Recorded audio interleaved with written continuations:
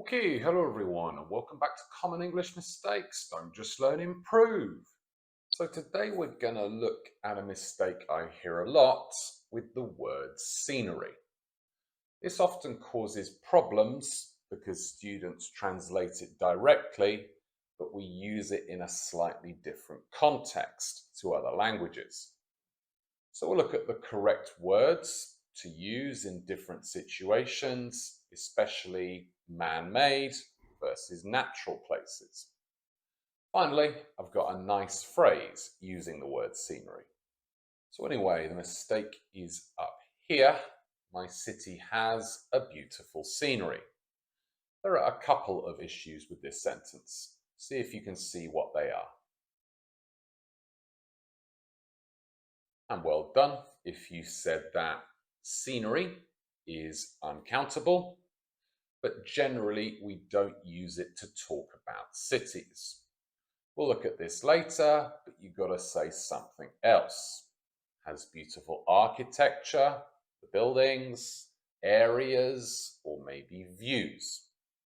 So we use scenery, uncountable, to talk about what you see, but generally only the natural features of an area or landscape. So you can say the scenery near my city is very beautiful, forest, mountains, coast, etc. But it always sounds strange to talk about the scenery in a city. Generally, I would use this in a positive context. We usually talk about beautiful scenery, but you can also use it in a negative way. I would say this is quite boring scenery.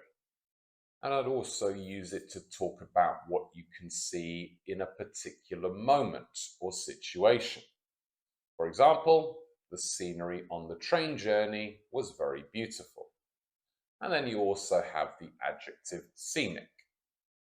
Another useful word to talk about the natural features of an area is landscape. This one, however, can be uncountable or countable, and we use it to talk about a larger area and more general, rather than a specific place. For example, I love the big open landscapes in the USA, countable. Scotland has very dramatic landscape, uncountable. And you could say the landscape near my house is quite boring.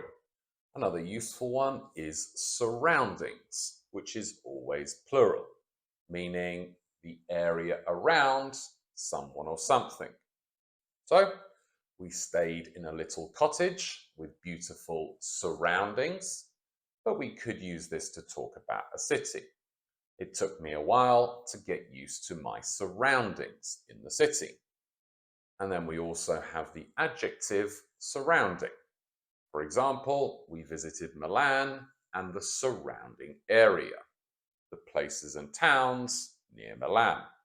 And as I said in a similar video about air, be careful of using the word environment. We always use this to talk about the natural world and humans in relation to each other. So you don't say the environment near my city is very beautiful. Again, use something like scenery or landscape. Use environment to talk about recycling, rubbish, etc. It's important to look after the environment, even in a city. So that's what we use to talk about how natural land looks. The problem is generally that we don't have an equivalent word to talk about cities. You have to use specific words depending on what you want to say. So look at these 5 sentences here and the pictures alongside them and think what word could go into the gap. I've put them from easiest at the top going down to most difficult at the bottom. I'll be very impressed if you get the last one. And well done. If you said just to talk about the buildings, use either the word buildings or architecture, uncountable. Rome has beautiful architecture, beautiful buildings. And then to talk about what you can see from high places, use view or views. Rio is famous for its incredible views. And then often we talk about different parts of the city, just use the word area. Lisbon, my city, has many beautiful areas. Then getting more difficult to talk about how tall buildings look against the sky, use the word skyline.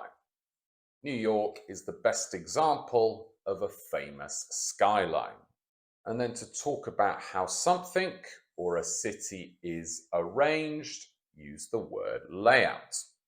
Barcelona is the best example I know of a city with an interesting layout. This is more associated with modern cities, and I would talk about interesting or impressive layouts rather than a beautiful layout.